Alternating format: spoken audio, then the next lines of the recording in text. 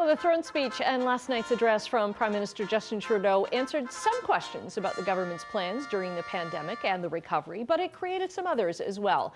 Hamilton West Ancaster-Dundas MP, that's quite a mouthful, and Minister of Labour Filomena Tassi joins us this morning.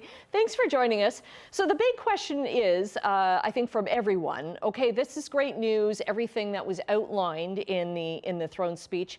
How are we going to pay for it? And at what point do we have to start paying for this?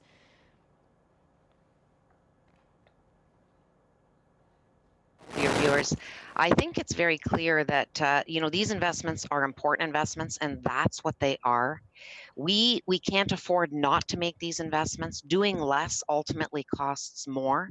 So what was very clear in this speech is a strong path forward that the Prime Minister has laid out, beginning with a caution that we still are in this pandemic, and so we want to ensure that all Canadians are following protocols and taking this very seriously, but then together with that, paving a path forward and a strong path forward, outlining the investments that we will be making.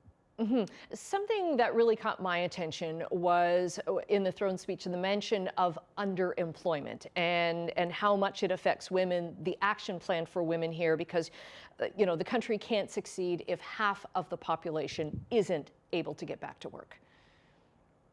Yeah, I think that that's a really important point. It's one of the highlights for me, the support of women in the workforce.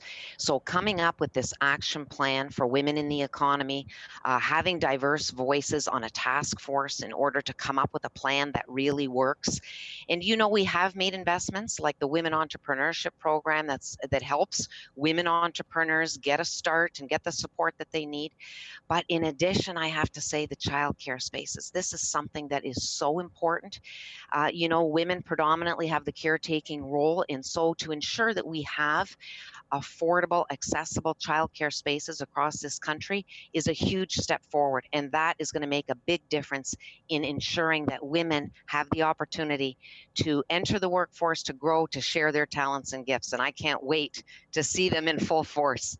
Right. And now, does this mean then that the government has just announced its long-promised federally subsidized daycare? So this means that we are making a commitment to work with the provinces and territories. We know this is an issue that has come up over and over again, the access to childcare spaces.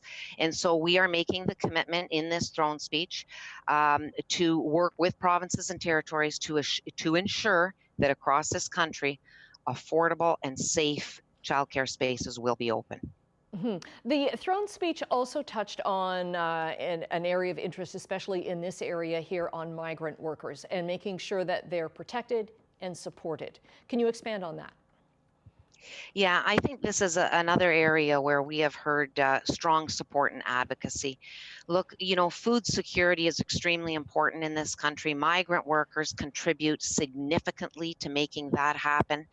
For me, in the labor portfolio, I want to ensure that workers across this country are kept safe.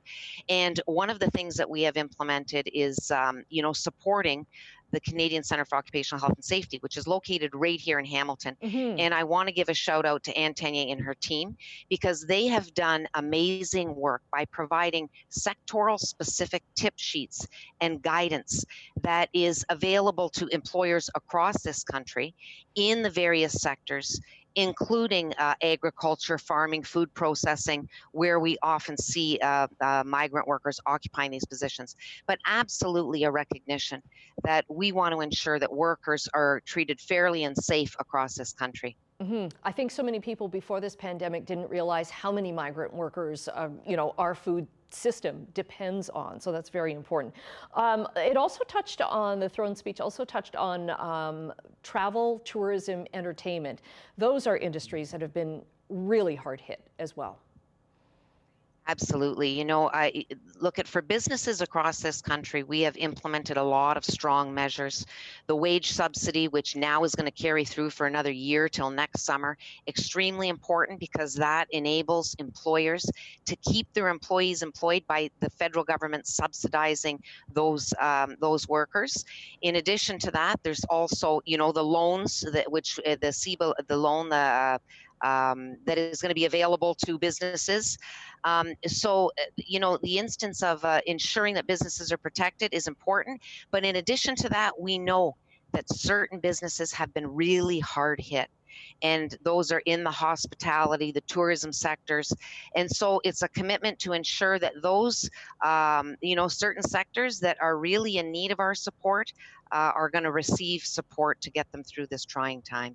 Okay. Any indication, just kind of off the ground here in the House of Commons today, any indication if this will go through, if the NDP will support it? Have you heard anything, any buzz this morning? Well, I haven't heard any buzz. I know that throughout this, we are always in communication with our counterparts, with opposition members, and you've heard the opposition announce some of their issues and concerns. One of the concerns that I would address is the 10 paid days for sick leave, and that's something that I know that the NDP have advocated. And we have actually, in the EI reform, which I think is a really important plank in this throne speech, have committed to a recovery benefit that would include that. So, I'm feeling hopeful that it will be supported. I think that there are tremendous measures in this throne speech that are going to be ensuring that Canadians are kept safe, but also opportunities to grow the economy, ensuring that we make the right investments so those jobs come back, and at the same time keeping workers safe.